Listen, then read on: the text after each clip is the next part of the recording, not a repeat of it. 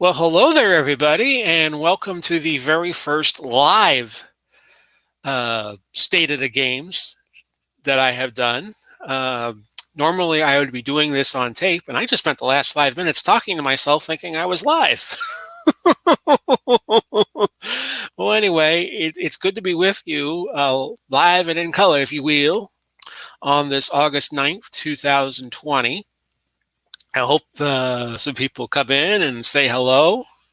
Trust me, I don't bite. And right now I am checking YouTube to see if I am up and running or if it will show me if I am up and running. And there I am.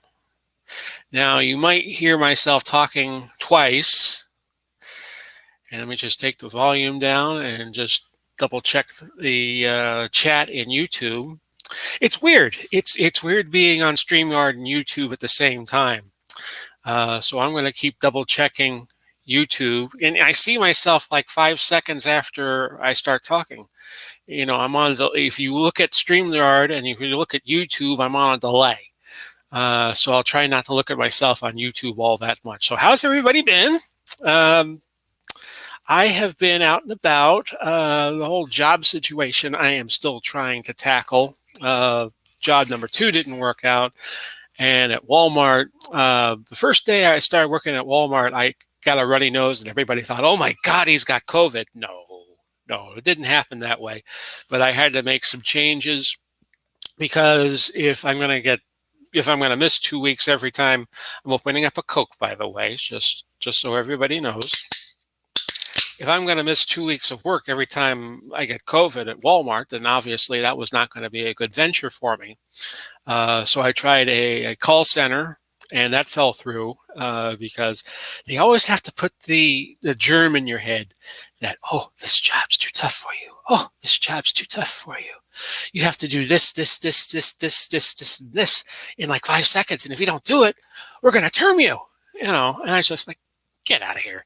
So we'll find something else new. I wish our government leaders could get together and throw us a little more money because some of us are going to need it. Hello. So I thought we would do this State of the Games live because so little of my material I do live, and it's because I only have one monitor. If I had 2 monitors, I'd probably be doing a hell of a lot more live as opposed to doing most of my stuff on tape. You've noticed probably that I have been rearranging the schedule a little bit. I do my HTFL games during the week now, and I do the other stuff during all of the weekends.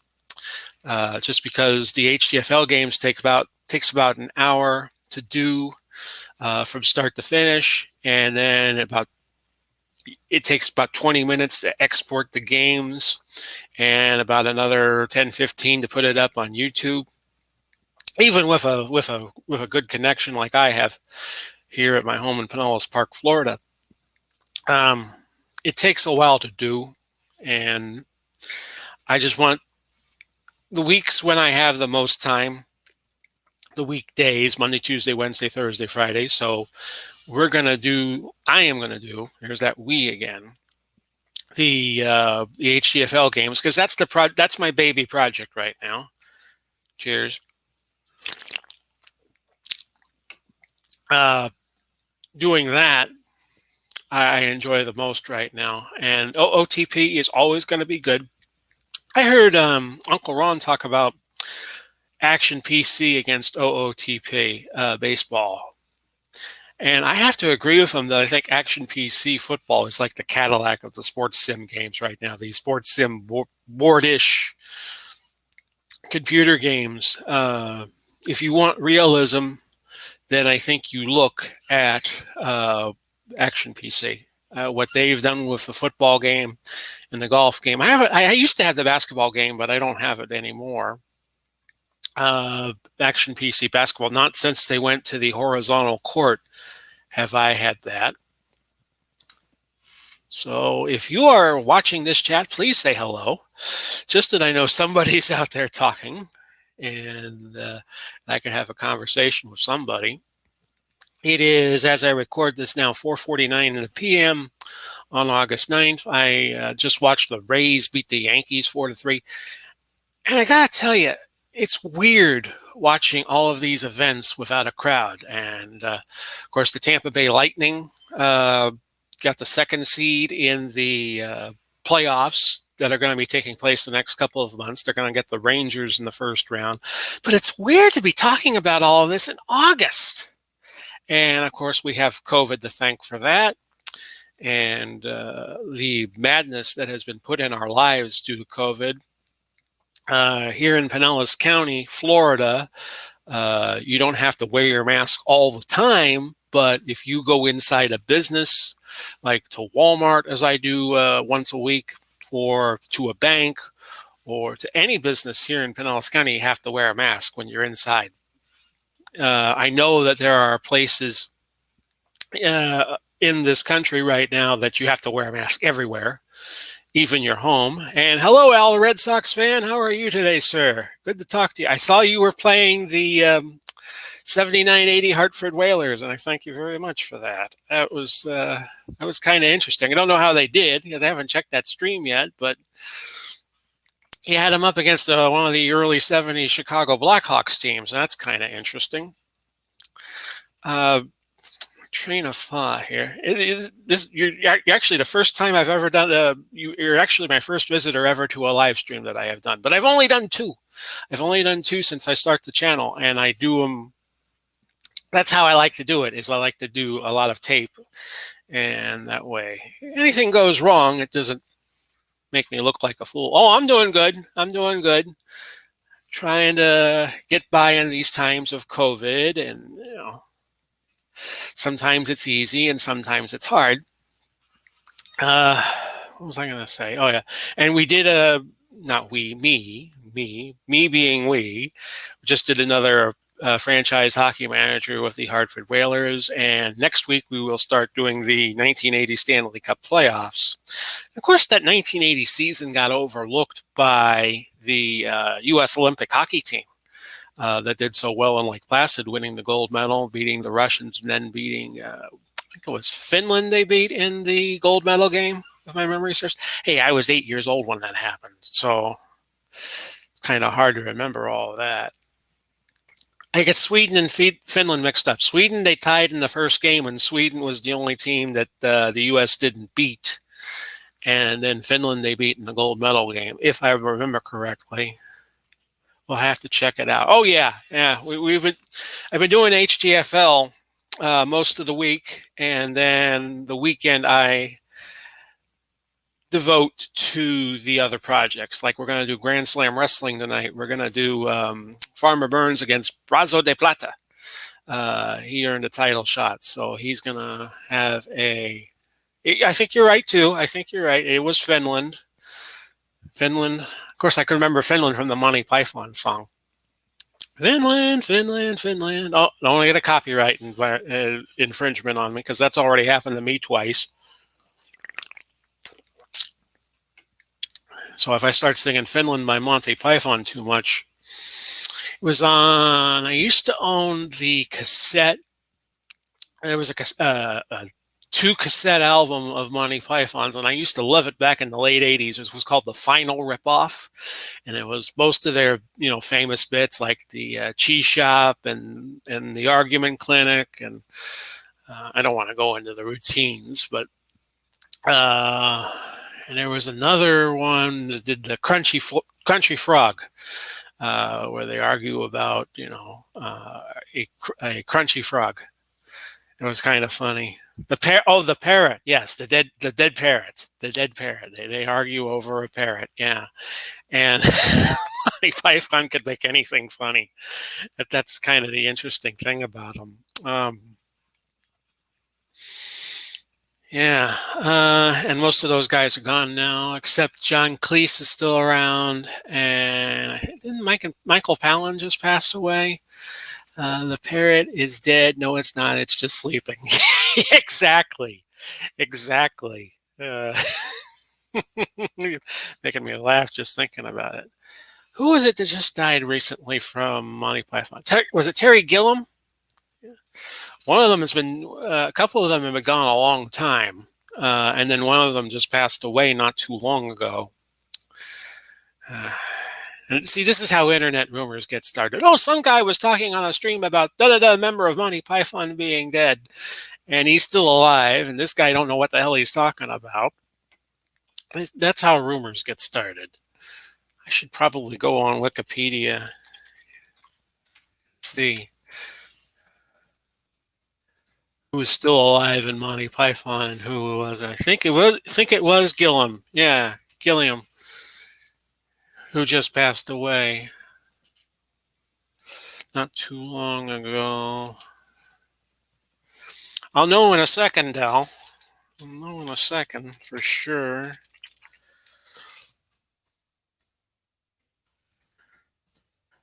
Biggest problem with my life is that I often get afraid to do things, and that's what I was talking about my job earlier. The job that I had Walmart, and then I had this 24/7 job.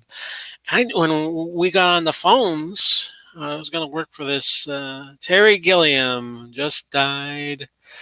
No, he's still alive. It was somebody else. Chapman died a long time ago. Terry Jones. Oh, Jerry Jones was the one who just recently died. The naked guy at the piano. He just died January 2020. 21st, 2020. Chapman, yeah, he was the guy that passed away first. You're right, and he died like in the late 80s. He was the guy that did the wrestling skit with himself, where he wrestles himself, and he wins, but yet he loses, all at the same time, which was funny as hell. If you ever see that bit on YouTube, I always thought that was funny. And of course, British wrestling. There's a lot of skits around British wrestling. They did another one where there were two different religious beliefs, and then all of a sudden you hear gunfire going off while the match is going on. Jones, yes, Mr. Jones, Terry Jones passed away. And of course, that was all before COVID happened. But you wouldn't believe, I get stage fright. I've gotten stage fright ever since I was a kid, and sometimes I just can't conquer it. And I don't have a problem doing these games, because when I do these games, it's always I'm my own audience. But sometimes you put me in a situation where I'm dealing with callers, and you never know what they're going to say or what they're going to do, and I freeze up. And it's been one of the stories of my life, and probably why I haven't succeeded in life as much as I should, is because I get in these situations where I just freeze up. But anyway, what else is going on in the world? Because I want to keep this stream going until about 5:30, and then I'm going to call it 4:46 now. Watching the PGA tournament over here. My TV is over here. So I'm watching it on CBS, and they got, I don't even know who's leading it right now. Tony Finau looked like he was doing well.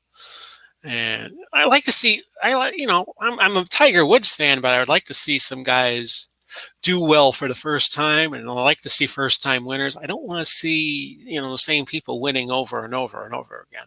Dustin Johnson is in the lead, I'm seeing on ESPN.com. Checking the leaderboard, he's at -9, and Finau is right behind him at -8. Oh. Hope you didn't hear that. He's 8 under. Finau is 8 under, and there's a few golfers at 8 under right now, and they're just starting the final round. The leader going into the final round. And I think I had mentioned earlier that I just watched the Rays game.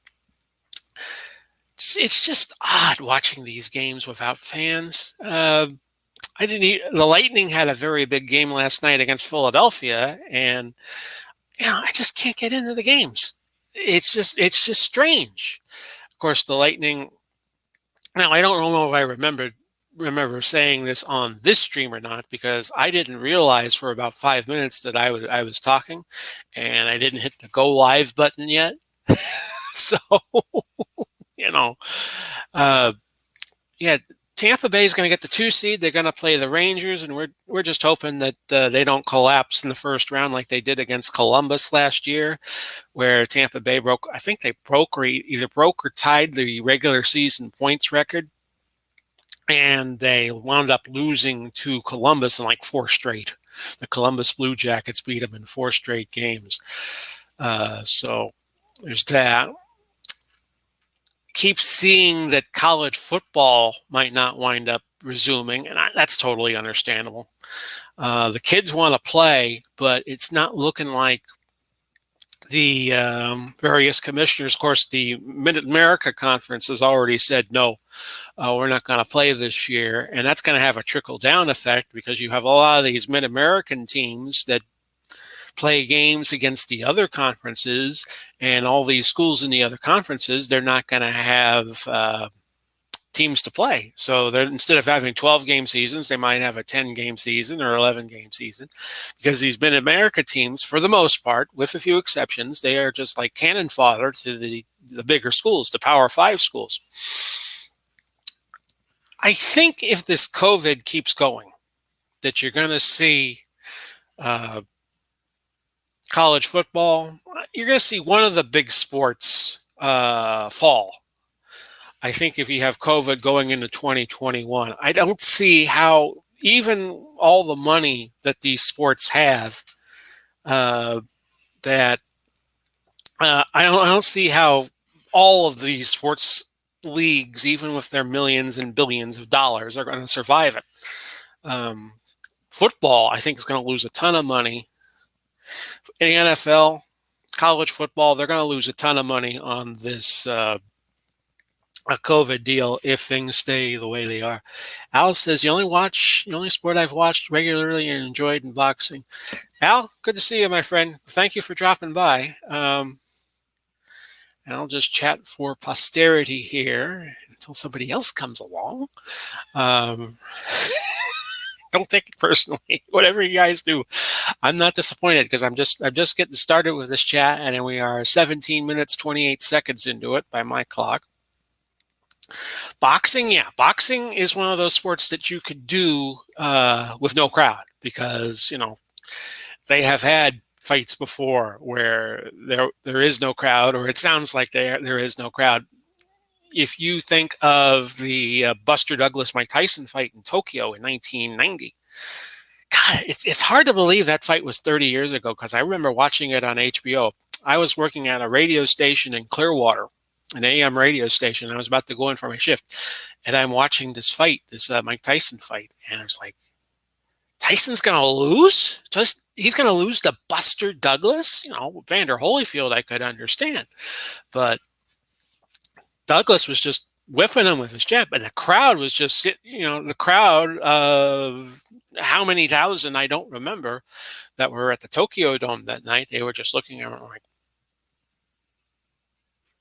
and they were just looking at it like, what's this? What's this? They were all just sitting there silent. So boxing, yeah, I could understand boxing being able to do what it does with COVID going on. Wrestling has kept going, although I know the WWE is in a lot of trouble financially, because they depend a lot on their revenue that they get from pay-per-views and having house shows. I don't know how the WWE and the new federation of AEW are going to keep going. So there's that. So let's see what we could see here. Could go to a double shot or a triple shot. I don't have any other sources right now. So it's just a single shot, just me and Big Paulie over here on the lower left. Kind of looks like, again, I'm looking at myself on a delay here on YouTube. So it's strange. It's strange doing this live as opposed to doing this on tape, as I have been doing. I think this is like the 4th or 5th state of the game that I've done, but I want to keep you updated on my channel and all the stuff I've been doing on it. As I was saying, I think earlier, the HTFL, we're going to try to ramp the HTFL up to where we're doing 2 or 3 games a night. Wednesday, I did 3 games. One of them was what I call the unplugged game, when I have 2 losing teams going at each other. I just let the AI handle that commentary whenever I have 2 losing teams. And there's going to be more games with losing teams as the season progresses, where both teams have losing records. If it's two and 2 teams, then I don't do that. But if it's like 2 teams that are 1 and 3, 1 and 4, then I do that. So that's pretty much how that rolls. And I definitely want to keep my other projects going. But I want to put them on during the weekends. So, because I think I get most of my audience from HTFL. I do get most of my feedback from the OOTP project that I have been doing. And the last video I did yesterday, the 51st part. Problem with Coke is sometimes you burp, and I don't want you hearing my burps. Problem with doing 51 parts is, doing a part every few days, is sometimes you just have to let those perfect points accrue. And the problem I had yesterday was that I had 12,000 points and I needed to get some relief pitching, but it's gotten to the point where I have gotten all of the good diamond relievers that the game offers, the perfect team game offers, and you just, you don't have much to choose from. And now you have to go and get gold card pulls, your gold pulls at 3,000 perfect points a throw, to try to get a perfect starting pitcher or a perfect reliever. That's the one problem I have with Perfect Team, is when you start piling up the good players, especially on the pitching side, there isn't much to choose from. And you can have every good, reliever in the game. I used to have a strategy, and you could see this as my Perfect Team series evolved, of putting in starters as relievers. But when you got to the higher levels of the game, those starters that were in as relievers would just get bombed. And you just need hard throwing relievers in there. And even still, you get bombed. The league I was in this week, the Bronze League, I think my ERA was like around 5. So that's how that rolls. And we are 22 minutes and 53 seconds into this. I'm going to try to go an hour, and then I'm going to get off, just in case Dave and Ron wind up doing a chat tonight. And they are the chat masters. I'm just a newbie when it comes to doing these live streams. This is like the second live stream, as I was just telling Al. Second live stream I have done. I did one of the early HTFL games as a live stream, but maybe I should do more live stream, but I only have one monitor right now. So that's how that rolls. Again, I am looking at myself on YouTube. Anybody else out there? Don't be shy. I don't bite. I don't have COVID. I don't have anything else. So, and Ricky Fowler, that's not Ricky Fowler. Another player just tied for 9 under. Scotty Scheffler has just tied at 9 under in the PGA Championship at Harding Park at San Francisco. And I know Ron is about to do an all-time golf, the All-Star Golf video next week, and he's got Harding Park as a course. Of course, the British Open he had a few weeks ago was pretty good. Ron brought up the idea that I'll touch on a little bit. Which game is best, Action PC football or OOTP baseball? OOTP, I agree with Ron totally that its problem is you could take any season where one team was dominant, and he chose 1986 year. I remember very well. It was 14 and 15 that year. turned 15 September 6th of 86, and that was the year the Mets won 108 games, and maybe rightfully they wound up winning the World Championship because they were the best team. And even the randomness of a best of seven, of course, they nearly lost to the Red Sox in 6 games in the World Series, but they wound up winning. They wound up winning, and they were the best team. So you can't really fault when that happens in baseball. You kind of hope that kind of happens if the team's good and the team doesn't have any media woes or anything like that. If they treat the game well, then they deserve to win. And he said he ran a simulation where it was like Pittsburgh and Seattle were the good 2 teams then. Pittsburgh and Seattle were nowhere near the Mets level. But depending on how you play OOTP, things like that could happen because you can't control all the trades. Now Ron could have had it set up where it was just running off the stats.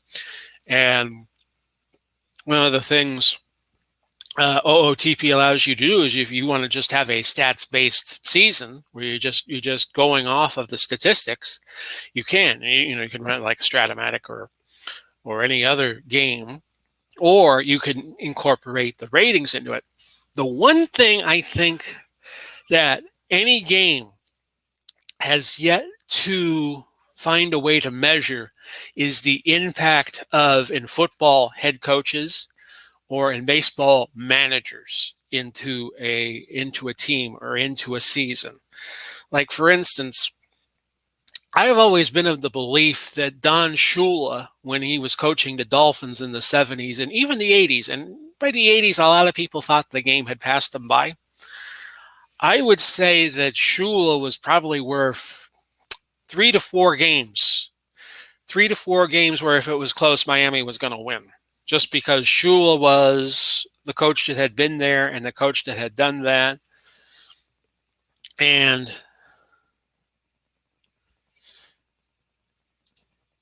just looking, something just drew me off on StreamYard. I'm using StreamYard, by the way, so the folks at StreamYard, hello. Thank you for letting me use your equipment that's built into the web here. So I thank you, and I know that Dave uses StreamYard for his stuff, and so does Al. But Shula, I always thought Shula was worth 3 to 4 wins, or Tom Landry in a close situation back in the late 70s, early 80s. I always thought that he was worth, during a 16-game season, about 3 or 4 wins. Or if the game was close, they were going to win because Landry knew how to win.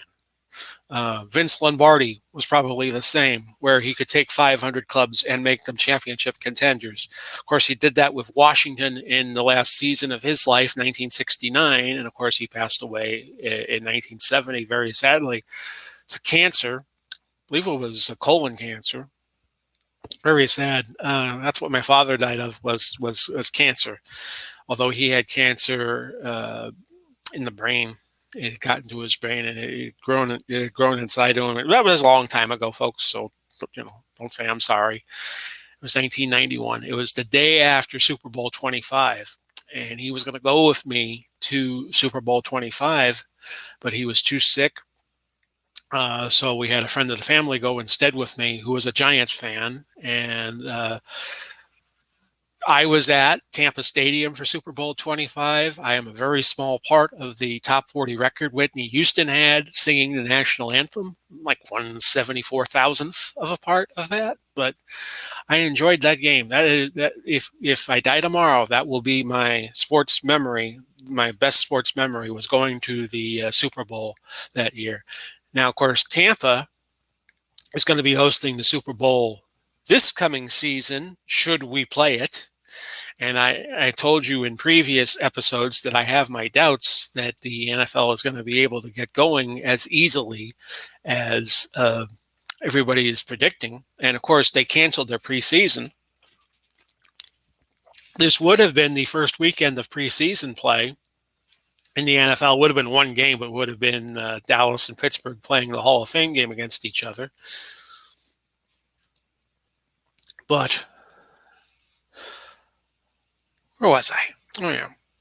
with college football stopping or looking like college football is going to start, one of my favorite boards to go visit is called the 506. It's 506sports.com, and I love going to that board. It's usually based around the broadcasting of sports. Like it'll tell you in the 1979-1980 season when Pat Summerall and John Madden did their first game together. By the way, that was the Vikings and the Buccaneers, and I got to see that game when I was 8 years old on TV. Of course, Tampa had a stadium. Tampa Stadium had 73,000 people, so you really had to work to sell out that stadium.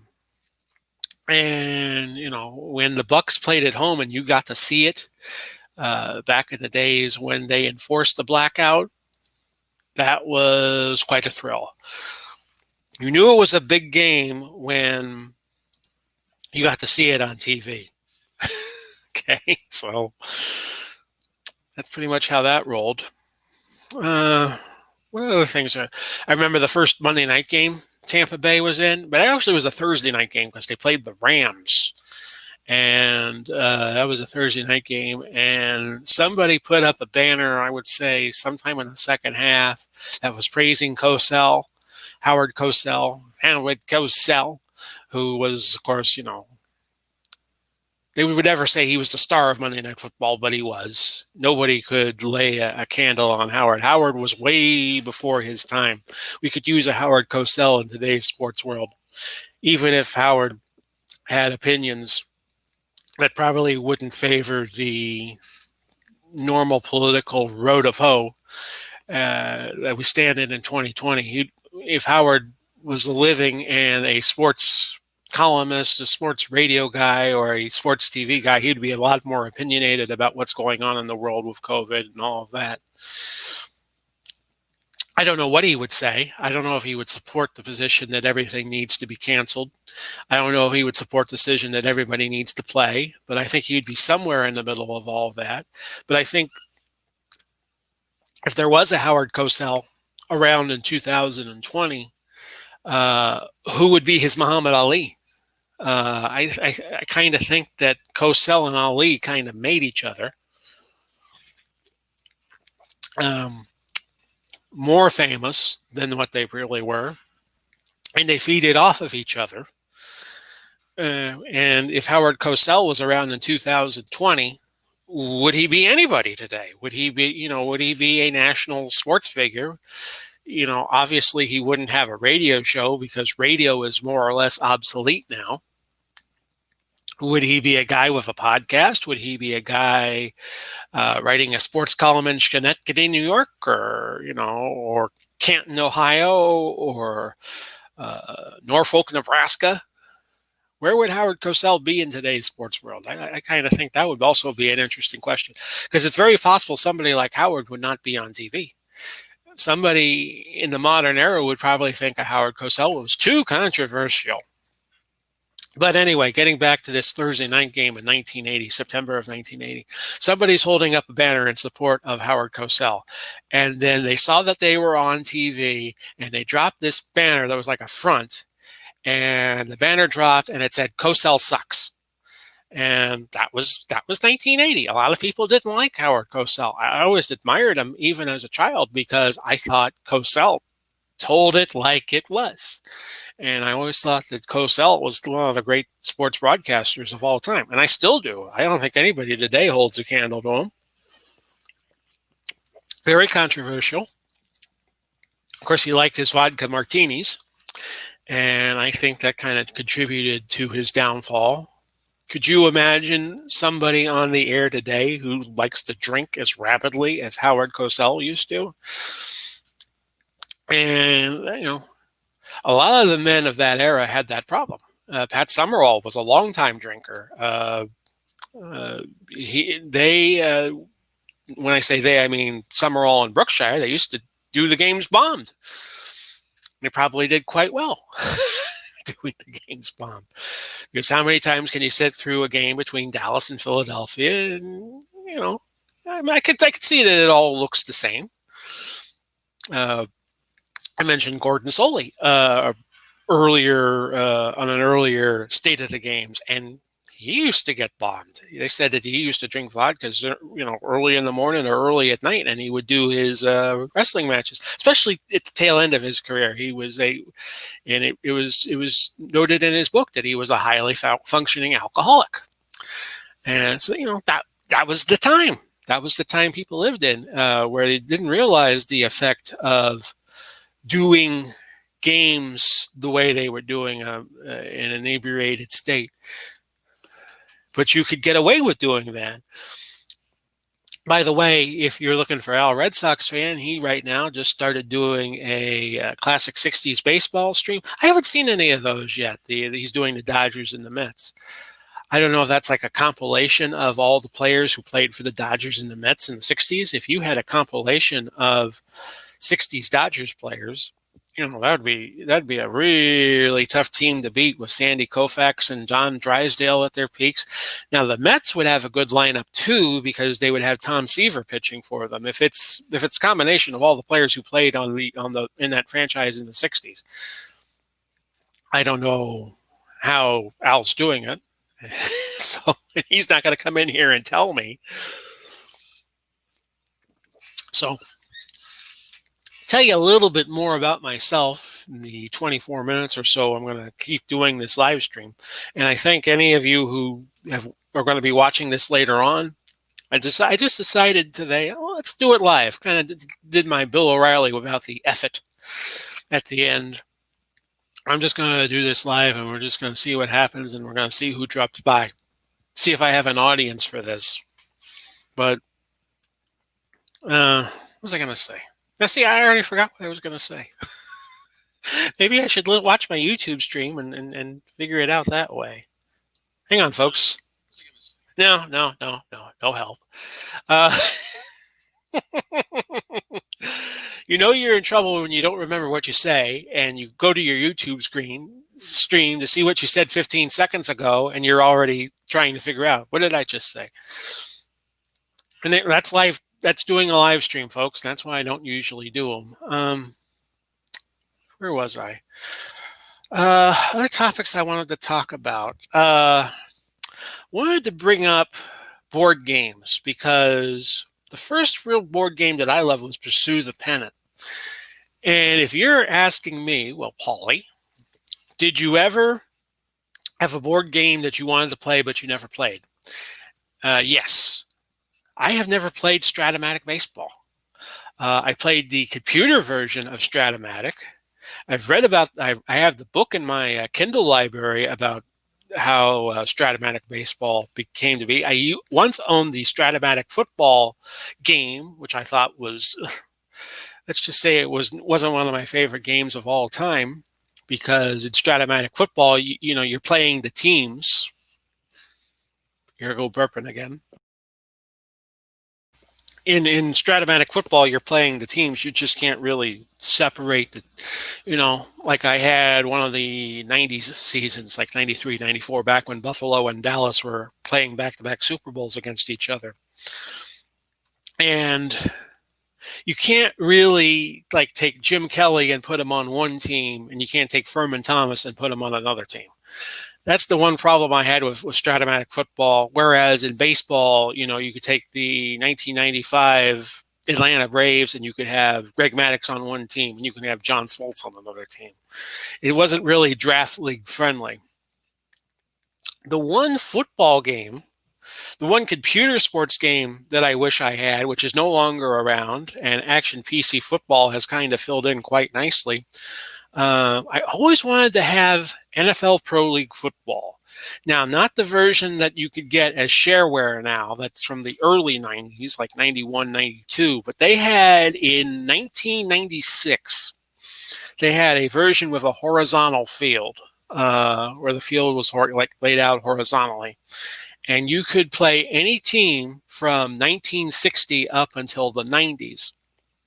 And they had all-time teams of what was then either the 28 or the 30 NFL teams at the time. Obviously, you could play as the all-time Jaguars or the all-time Carolina Panthers, because they were just starting. But you could take, the all-time Kansas City Chiefs from 1960 to 1995 and put them against the Bears.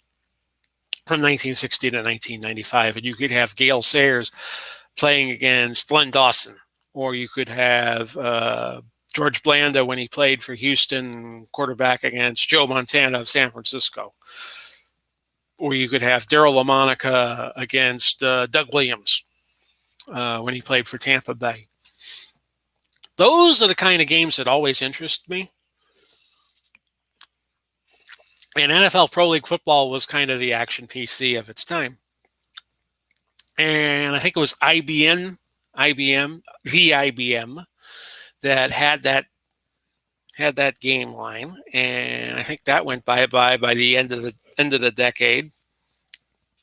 And then Action PC has filled in quite nicely, and that's why I'm using them for the HTFL, because they have that Pro Football Historical Collection, and you could have an all New York team or an all Los Angeles team, and that's kind of what I'm doing with it. If you have never been to my HTFL games or the site itself, that's what I do. So what else is going on in the sports world? Kind of wonder how Tiger Woods is doing in this PGA event. I have not been following how he has been doing.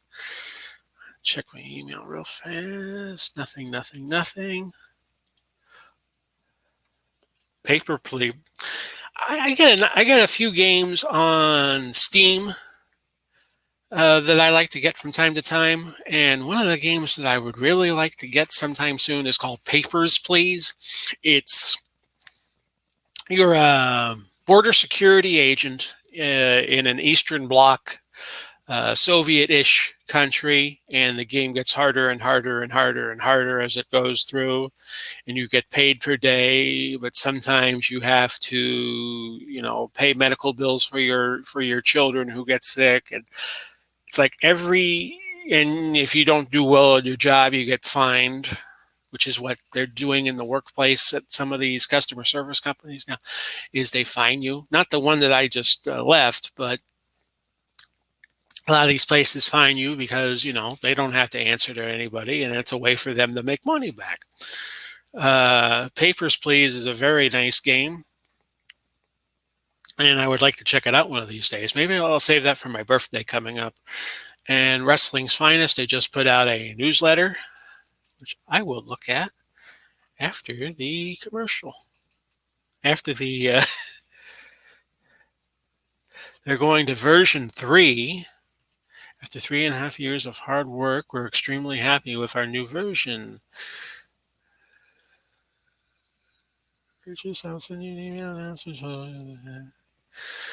Yeah, they're going to a version 3, so I'm still going to be using version 2.5 until I get a chance to get that. So it's good news, but it's bad news. Put it to you that way. We have 17 minutes left in this little live chat. Probably going a little too long, but I wanted to talk to y'all. And let me just download real fast on mobile.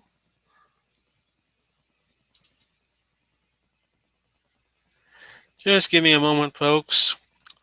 Always do these things on the fly. It's been a nice day here in Florida. It is right now where I live. It is 89 degrees. We just had a passing shower come through a couple hours ago here in Pinellas Park. And where I live in Florida, with the moist atmosphere, you could get rain almost any time you want to. In fact, there is a shower right now not too far from where I live. But I don't see it outside, and I'm not hearing it rain, so yay for me. We thank Al, Red Sox fan, for coming by. I'm going to read the newsletter right now, in fact. So Wrestling's Finest is going to version 3.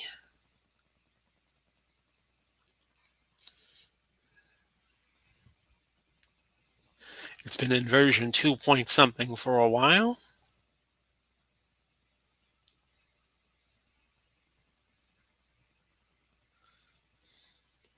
you get a lot of,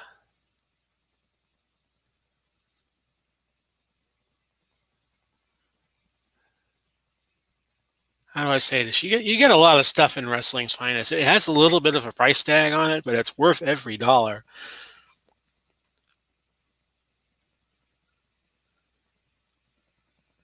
They're adding new things to the game engine. Just reading that now.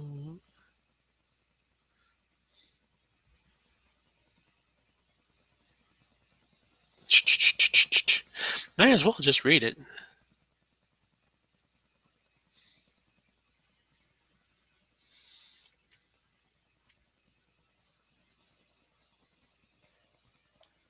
Okay, so I just read version 3, because sometimes you get news on the fly in the sports gaming world, and sometimes you just have to wait a long time to see something brand new, and that just came hot off the wire, so I thought I would read through it.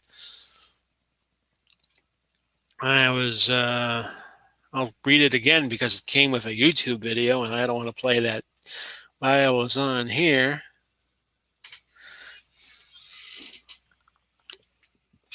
So if you're just tuning in, 46 minutes in the blog. I'm going to do this about another 13 minutes, and then I will bid you adieu. I have Grand Slam Wrestling yet to do later on tonight, which involves Wrestling's Finest. And like I said, it does come with a price tag, Wrestling's Finest does, but it's worth it. Wrestling is one of those games where you can make your own reality, and I just could just dig into that and, have your own champions and have your own federation.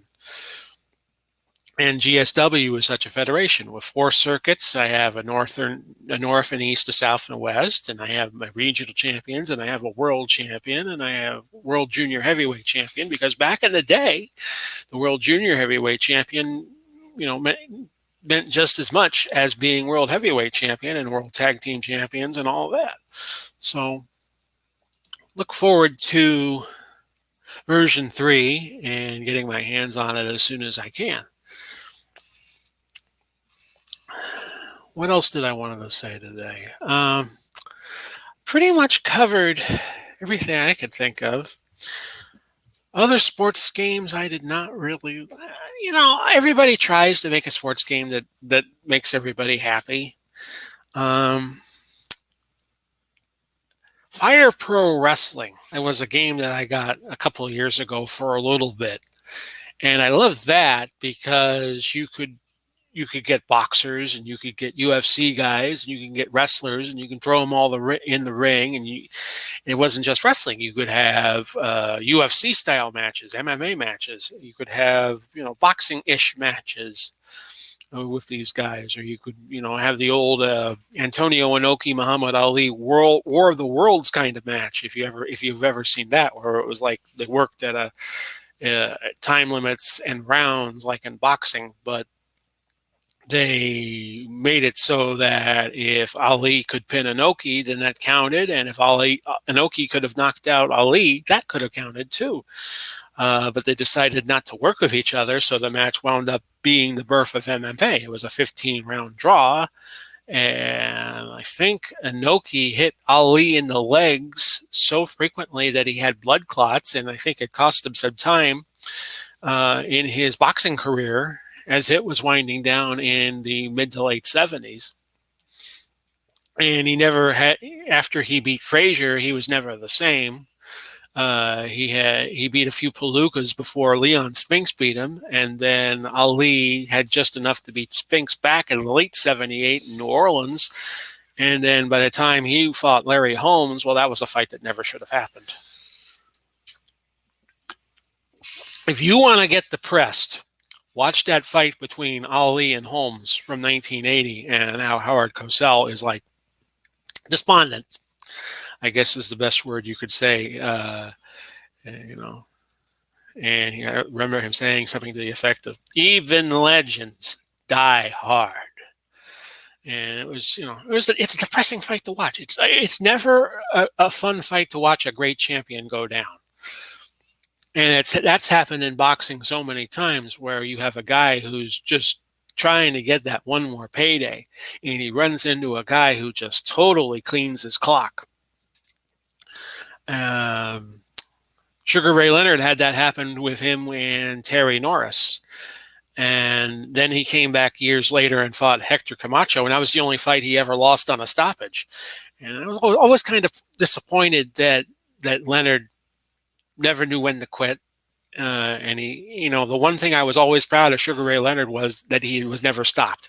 He lost a few fights, but nobody ever stopped him. And there were a few fights that he probably should have lost, like the second fight he had with Tommy Hearns. Probably should have lost that. But the one thing I was always proud of as a Sugar Ray Leonard fan was he was never stopped until he fought Macho Camacho, and then he got beat by a stoppage, and it was like, damn it, Ray, you ruined your legacy doing that. And that was disappointing.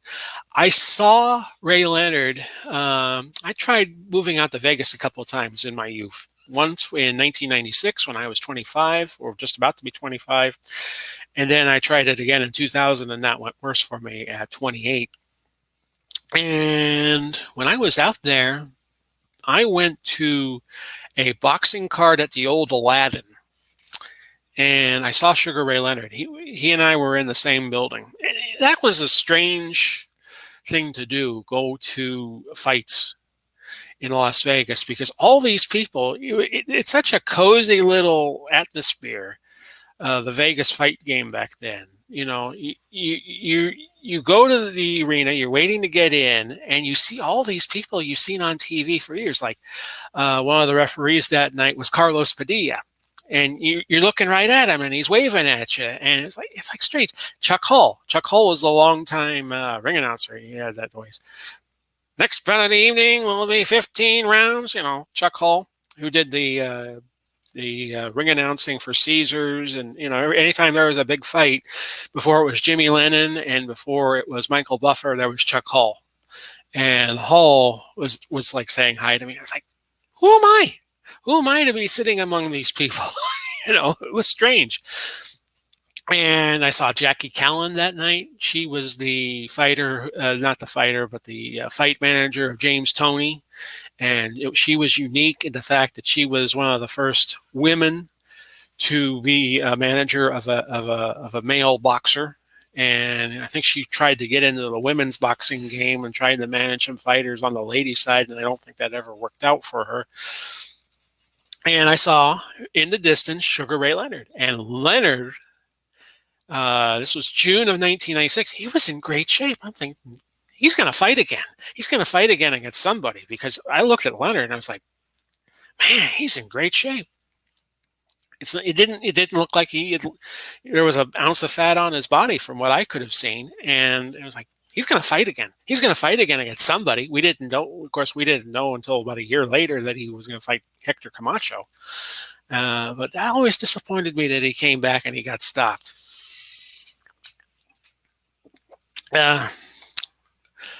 That time I was in Vegas, I was at the MGM Grand one night, and I saw Kareem Abdul-Jabbar. Now, Kareem Abdul-Jabbar is very tall, of course. When I am standing up, I am about 6 foot and an inch, between 6 even and 6 and an inch. And when you see Kareem Abdul-Jabbar, he towers over everybody. He's well over 7 feet. And I saw Kareem Abdul-Jabbar when I was out in Vegas one time. But that's pretty much all I saw. Vegas is struggling now because of the COVID. I think the casinos are back open, but I think they are under some serious restrictions due to COVID. As I check the news real fast, see if I'm missing anything. England's talking about scrapping its COVID count because they can't see if anybody recovered. And, all the things going on in the world right now with COVID. Well, Vegas was a fun place, and I wish I had gotten out there one more time. And maybe if things ever get back to normal, I would go out there again. But it's not looking likely the way things are now. Of course, Las Vegas just won the Western seed in the top seed in the Western Division of the NHL playoffs. They had that round robin amongst the first four teams. And Kansas City had the scouts, but they didn't last long there. Saying they're having a jobless problem in Las Vegas right now. I could believe that. Las Vegas's stable production post the COVID call to action. Wynn Resorts disclosed positive worker numbers. No others do the same. Well, yeah, that's the last thing you need if somebody's got COVID is for them to be releasing that information. Beg your pardon, folks, to the public. I don't know why you would do that. See what else is going on in the world. We got about 4 minutes left, and then I will call it a day.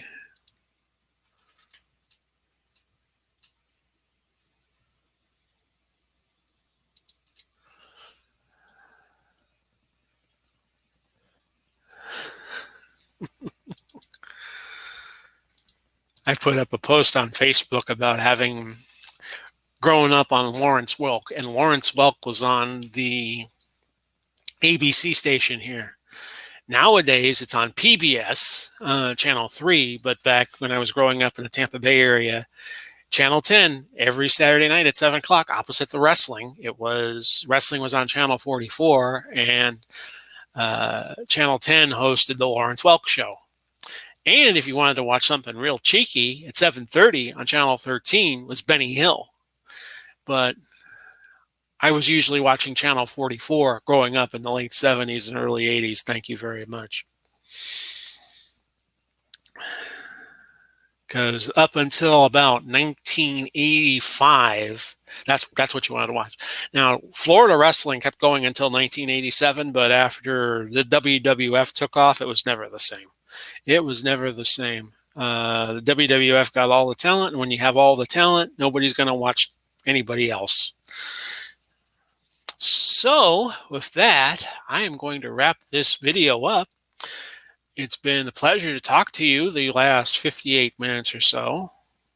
I'm sure a psychologist will have a lot to say about this live stream. If anybody sees it. We wish you all well, as I often say when I close out my videos, wherever you are and whenever you see this. It was nice to do this on StreamYard for a change and not have to edit this thing and that thing over and over and over again for a half hour. God bless and Godspeed, and we're going to catch you again real soon, folks.